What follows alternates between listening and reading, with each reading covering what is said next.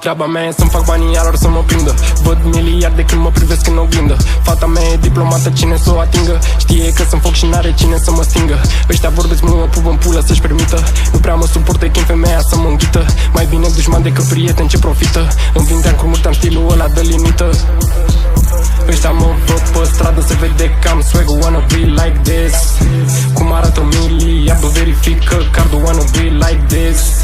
Gucci și Givenchy, am geuri pe mine, yeah, wanna be like this. Tot ce scot în topuri, doar în poker flopuri, wanna be like this.